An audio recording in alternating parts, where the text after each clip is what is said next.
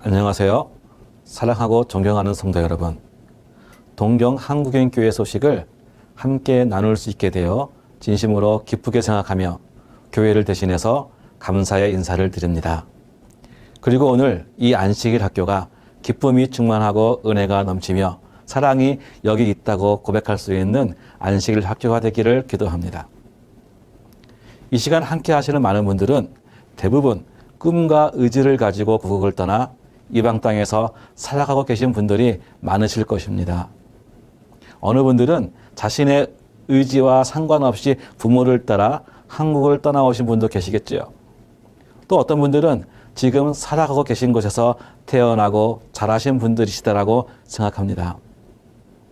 이처럼 우리가 살아가고 있는 수많은 나라의 수많은 한국인들이 저마다의 이유로 살아가고 있습니다. 일본도 마찬가지입니다. 이 땅에도 외국인으로 살아가는 수많은 한국인들이 있습니다. 일본의 체류 비자와 영주권 등을 가지고 살아가는 사람이 약 40만 명 있습니다. 그리고 귀화하여서 살아가는 분들이 40만 명 이상 있다고 봅니다. 또한 통계에 잡히지 않는 분들이 몇 분 계시는데 이걸 다 합치면 한 90만 명 정도가 한국인으로서 이 땅에 살아가고 있다고 보시면 됩니다.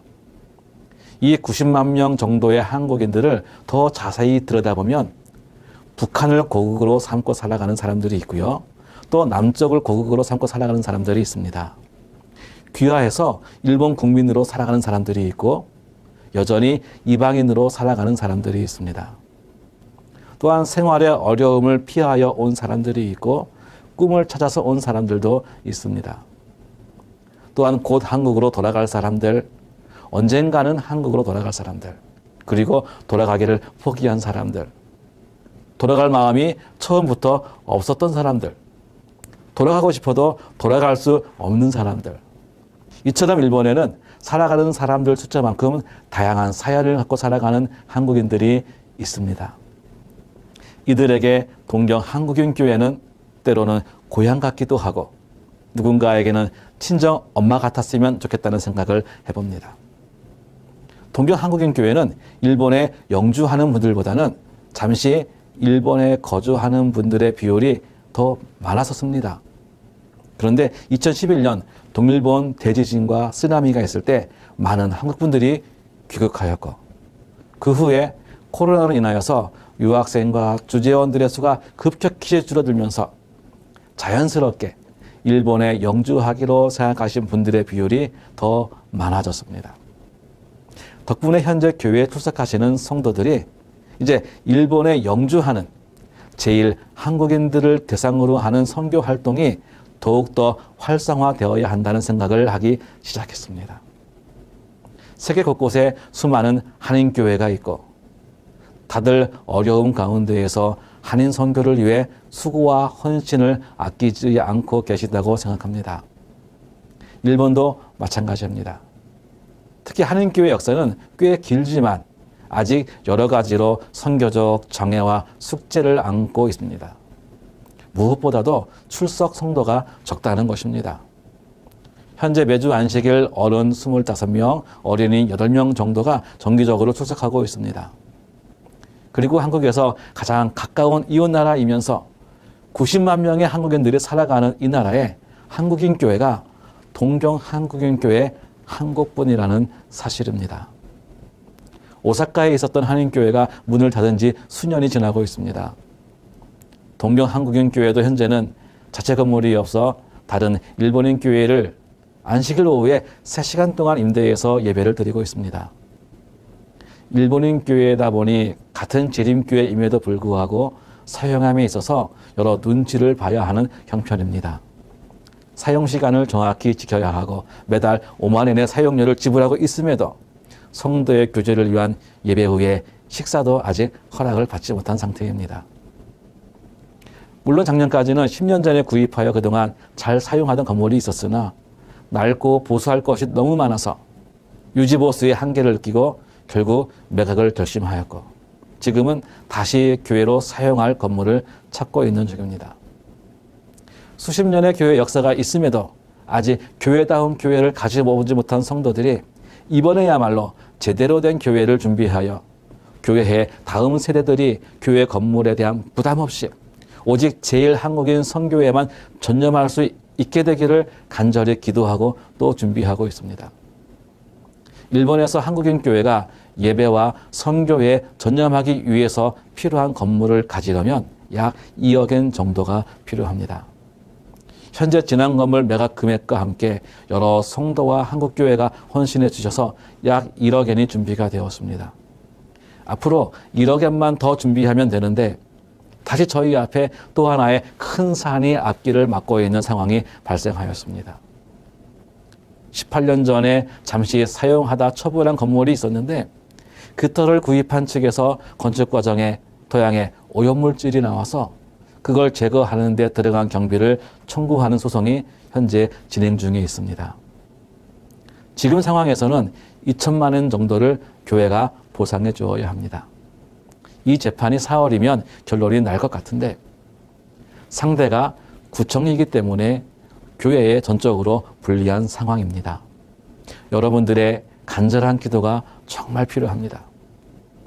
특히 일본의 하나뿐인 한국인 교회로 인하여서 도쿄에서 먼 곳에 사시는 분들 또 지방에 사시는 분들은 교회 출석이 어렵고 그나마 가까운 곳에 일본인 교회가 있으면 다행이지만 그렇지 못한 곳은 안식일 예배 참석이 불가능한 것도 많이 있습니다. 물론 유튜브 등의 온라인 예배에 참여하실 수도 있지만 성도가 대면하여 드리는 예배와 함께 하는 교제에서 경험할 수 있는 많은 은혜를 받지 못하는 것도 사실입니다.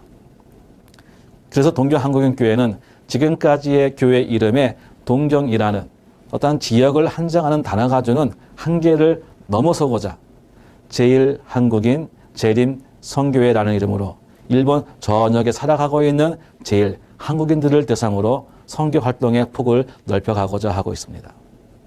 동교 한국인 교회는 그동안 유학생과 주재원 그리고 일본에 정착할 계획이 없이 잠시 일본에 거주하신 분들이 많은 교회였습니다. 그러다 보니 오랜 시간 교회를 지키고 섬겨온 성도들이 많지 않은 것이 제일 한국인 선교에 있어서 약점으로 작용하고 있기도 합니다. 한편 일본 선교의 가장 큰 장애물 중 하나는 비싼 교통비입니다. 교회에서 조금만 멀어도 안식일에 교회 출석이 부담이 될 정도입니다. 예배를 드리는 3시간 동안이면 주차비가 1,500엔 정도가 나옵니다. 고속도로를 1시간 정도 가면 2,500엔 정도의 통행료가 발생합니다. 대중교통도 저렴하지 않습니다. 수도권에서 조금 떨어진 곳에 위치한 대학에 다니던 한 유학생은 교회에 오는데 대중교통으로만 5,000엔이 들기 때문에 기숙사에서 온라인으로 예배를 드릴 수밖에 없게 된 경우도 있습니다. 타국에서 함께 한국인들과 교제하고 예배하며 신앙을 하는 것이 쉽지가 않습니다. 많은 경우에 점점 교회에서 멀어지고 또 신앙에서도 멀어지는 경우가 많았습니다. 이러한 문제를 해결하려면 동경 한국인 교회뿐 아니라 일본에 더 많은 한국인 선교의 거점이 정말 필요합니다. 제일 한국인 선교를 위해서 한국인 교회와 한인 선교 활동이 많이 정착된 미주 지역 한인 교회 성도님들의 많은 경험과 지혜를 배우고 싶습니다. 비록 형편과 상황이 다르다 할지라도 동포를 사랑하고 구원하는 일에 있어 우리의 사명은 하나이기 때문에 여러분들의 소식과 관심은 저희들에게 큰 힘이 되고 용기가 될 수 있습니다. 무엇보다도 우리의 자녀들에 대한 신앙의 개선과 이민 1세대에서 다음 세대로 넘어가면서 우리 신앙 공동체에서 사용하는 언어 등에 관한 문제를 어떻게 극복하고 계신지 알고 싶습니다. 혹 일본에 오실 일이 있으시면 저희 교회에 꼭 연락을 주시기 바랍니다. 여러분들로부터 많은 것을 듣고 배우기를 정말 간절히 원합니다. 여러분들의 경험이 동경 한인교회에 큰 힘이 될 것입니다. 마지막으로 작년에 경험하였던 일을 함께 나누기를 원합니다. 작년 5월 한국에 계신 한 목사님에게서 한 통의 메시지를 받았습니다. 아시는 분 중에 일본에 거주하고 있는 형제가 계신 분이 있는데 최근에 연락이 되질 않아서 걱정이라는 것이었습니다. 여러 수소문 끝에 그분이 병원에 입원 중이라는 사실과 이미 온몸에 암이 전이된 상태여서 여생이 얼마 남지 않았다는 것을 알게 되었습니다. 시간은 없는데 코로나로 인하여서 한국의 형제분들이 일본에 올 수도 없고, 그렇다고 가족도 아니고 아무 관계도 없는 제가 병원을 가도 병문안이 불가능한 상황이었습니다. 그렇게 2, 3일을 발만 동동거리며 지내다 6월 24일 예비일이 되었고, 주말이 지나면 후회할 일이 생길 것 같아서 무작정 K자매가 입원해 계시는 도쿄 국제국립의료원을 찾아갔습니다.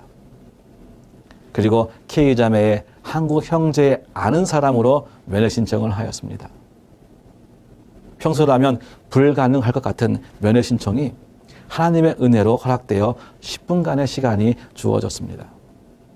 이렇게 K자매와 첫 대면이 이루어졌고, 한국의 동생분과 영상통화를 통하여 신앙을 강권하였습니다.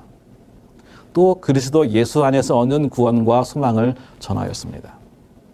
다행히도 어린 시절 어머니께서 재림교회에 다니던 것을 기억하며 어머니와 다시 만날 수 있는 소망이 있다는 사실에 K자매는 그리스도를 영접하였습니다.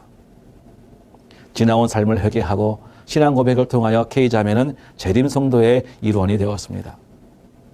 이렇게 10분간의 면회가 순식간에 지나 다음을 약속하며 병실을 나섰지만 제 마음 한구석에는 K자매를 다시 만날 수 있는 날이 주님 다시는 오시는 날이 아닐지 하는 마음이 들었습니다.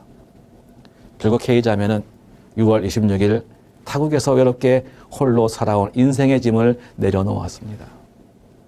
지나온 인생에 있어서 수많은 사람들이 친구가 되었었고 이웃이 되었었지만 K자매의 마지막은 아무도 없었습니다. 저도 있을 수 없었습니다. 그러나 오직 우리 주님만이 그 시간 K자매의 마지막 숨과 함께 하셨음을 확신합니다. 코로나로 인하여서 동경 한국인교회 모든 성도가 함께 할 수 없는 정말 조촐한 장례였지만 한 영혼을 사랑하시고 구원하시기 원하시는 우리 주님의 소원을 경험한 한 주였습니다. 이 땅에 살아가는 이와 같은 90만 동포들이 구원의 소식을 듣지 못하는 일이 없도록 제1한국인 재림선교회와 동경 한국인교회 사역을 위해 기도를 부탁드립니다. 저희 선교회와 교회는 주님의 마음으로 한 영혼 한 영혼 찾아가며 섬기도록 하겠습니다. 성경 말씀 누가복음 12장 6절의 말씀을 보겠습니다. 참새 5마리가 2 아사리온에 팔리는 것이 아니냐. 그러나 하나님 앞에는 그 하나도 잊어버리시는 바 되지 아니하는도다. 이 땅에 살아가는 모든 한국인들, 그리고 세계 여러 나라에서 살아가고 계신 모든 한국인들 중에 어느 한 분도 하나님 앞에서 잊어버리시는 바 되지 않기를 기도하고 소망합니다. 기도하겠습니다. 은혜로운 우리 아버지, 세계 곳곳에 흩어져 살아가는 우리 한인 디아스포라, 그러나 우리 하나님께서 우리에게 구원을 주셨고 믿음의 공동체를 통하여서 우리가 한 소망을 가지고 살게 하셨으니 감사를 드립니다. 그러나 이 땅에 아직 복음을 듣지 못한 우리 동포들이 많이 있습니다. 그들에게 이제 우리가 복음을 들고 나가기를 원하오니 우리의 발걸음을 열어주시고 그들에게 구원의 소식을 증거할 수 있도록 저희들을 사용하여 주시옵소서. 고난과 질병과 사고가 많은 이 세상 속에서 당신의 백성들을 지켜주시고 보호하여 주시옵소서. 있는 곳이 선교지가 되게 하여 주시고 있는 곳에서 하나님의 영광을 위하여 살게 하여 주시옵소서. 이 시간 머리 숙여 기도하는 모든 성도에게 우리 하나님의 놀라운 은혜와 축복이 풍성히 임하기를 바라오며 예수님의 이름으로 기도합니다.